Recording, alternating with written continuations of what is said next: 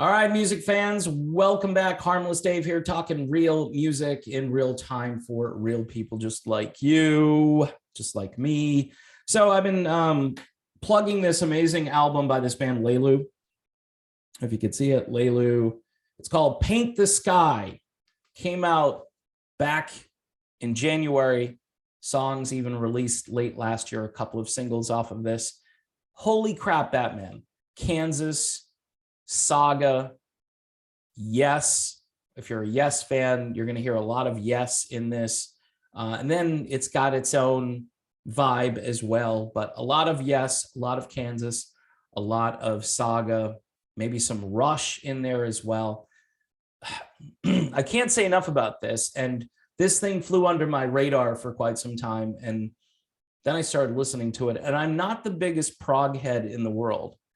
And for some reason, this thing has totally hooked me. So check it out. It's called Paint the Sky, frontiersmusicshop.us.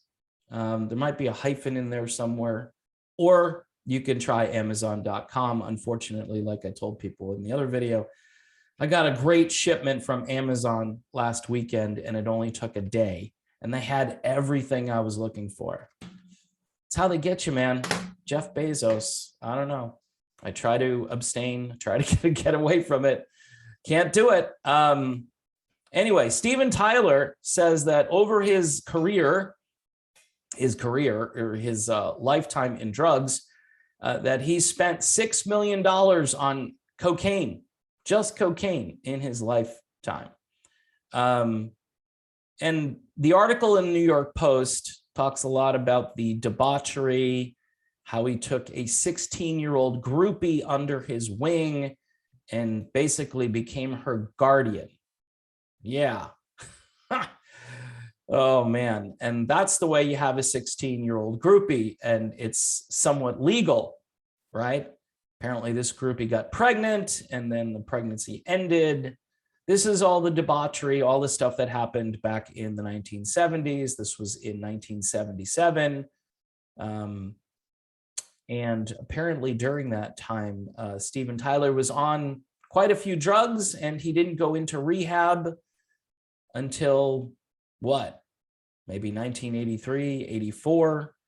And like I said before, the band actually released an album called Done with Mirrors. Now, somebody said to me, hey, it could be that they were all done with mirrors.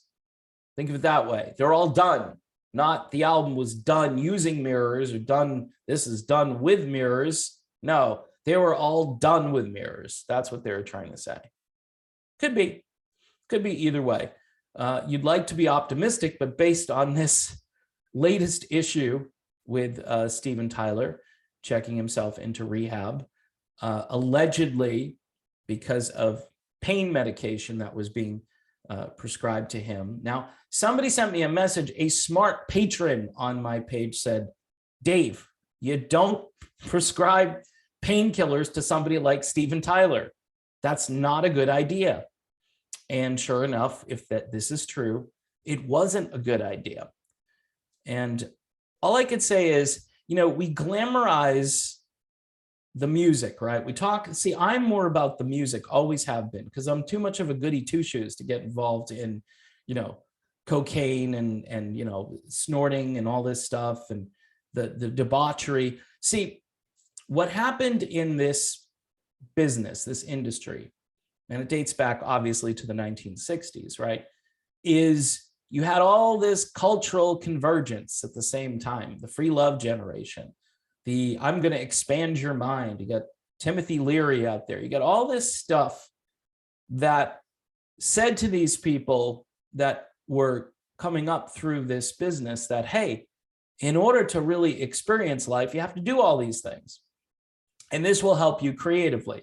Now, I don't doubt, by the way, and this is just an admission of truth, that some of these substances probably inspired people to do things, to write things, to put lyrics. I mean, look at Jim Morrison, some of those lyrics, some of that poetry that he wrote, just crazy stuff. And my guess is Jim was likely high on something, right? Although I think he had a fairly creative mind, and I think he understood the world around him, but I think it was probably enhanced by some of the things he was taking. I'm sure it's in a book somewhere, right? It's got to be in a book about the Doors. But fame just drove Steven Tyler to go for bigger and better highs. And when needles are involved, once you start seeing needles, I don't know. See, especially with what's been happening the last couple of years, needles are not something that really are appealing to me. I'm just saying. There are all kinds of stories in this New York Post article. I'm not going to go through them all because they kind of take some liberties, because this is supposed to be about the fact that Tyler just checked himself into rehab, right? Steven Tyler, he's in rehab. He's trying to get clean. Let's hope that he does, right? That would be my hope, that this works and that he gets out and he's, a new man. I mean, there's no question that some people learn this lesson and they say, you know what, I really want my career and I want to be able to go out there and perform still. I want to do the things that I have been doing, but maybe even better, And at 74 years old, how much time does Steven Tyler have left doing this if he's in this condition? Probably not a lot of time. So I think the moral of the story here is that maybe idolizing or giving a lot of attention to certain things, like we just lost this guy who was a drummer in this band called the Foo Fighters, right? And I didn't know that much about him, but apparently in the industry, he was super well respected, revered by many people. Stevie Nicks, I think, wrote some poetry. I don't know. There's all this stuff that happened after he died from most likely an overdose, which may have been exacerbated by some other problem that we can't talk about here. We don't know. They'll never tell you that anyway. But, he had a number of different substances in his system. And apparently throughout his career, he talked, I don't want to say glowingly, but he talked in a way that glamorized the problem, that made it sound like, oh, this is what you do. You're a rock star, and I'm just following in the footsteps of other rock stars. Kind of like being a Catholic, a lot of people who are Catholic, they just are because their parents were, they don't question why they're in that particular faith, and they go to church and they go through the motions and they don't even know what any of it means. Like, why do I kneel? Why do I stand? Why do I sit? Why do I do this? Why do I genuflect, right? I used to be a Catholic, so I know this stuff. But there are a lot of people that don't understand any of it, but they just do it. And the rock stars, I think, they're idolizing their heroes, whether it's Janis Joplin or Jimi Hendrix or Jim Morrison or whoever, who maybe didn't lead the cleanest lifestyle, right? What is it, age 27? Kurt Cobain, all these people, they die at age 27. They're peaking with their substance abuse, and it's just like the perfect storm. They're at an age where they're still young enough to be stupid and not old enough to realize that this is eventually going to kill them if they continue to do it. Some people, like Steven Tyler, end up having a very resilient, immune system. I don't know how to even say it. Just a body that is able to take the abuse. Look at David Crosby, right? Was it 80 years old now? Of course, he had a lot of help from the medical community, a transplant here or there. I mean, the guy definitely had 9 lives, but I think even David said after a couple of very close calls, he said, you know what, I can't do this anymore. And he was probably told by the doctors, like, this isn't going to take if you go back to doing what you were doing prior to this, so you should just be thankful you're on borrowed time, enjoy your life. Whereas I think Steven Tyler and other people like him continue to kind of push the boundaries and say, yep, I can keep doing this. I'm going to just go right to the edge, and I think I'm invincible. I don't know, 74 years old, I would probably think I'm fragile at this point. I mean, there are people at 74 who are very tough and resilient. Sammy Hagar, I think, is about that age. There are other people who don't look that age and who have done things in moderation. You know, I think that's probably a good life philosophy. But yeah, whoever decided to give Steven Tyler pain meds, if that's what the truth is, everybody said to me that was a really stupid idea. You just don't do that. So it could be that that whole story is just cover for a problem that never went away. You know, this is a band, again, that did an album called Done with Mirrors. And yeah, somebody sent me a message saying, no, they were saying that they were all done with mirrors. And I'm thinking, no, they did the album with using those mirrors. You know, it could be either way, right? And you could say the band beat back the substance abuse. And yeah, they were turning a page. They had a new record label at the time. The record kind of flopped, even though it's a pretty good record, by the way, Done with Mirrors. If you go and listen to it, it's pretty good.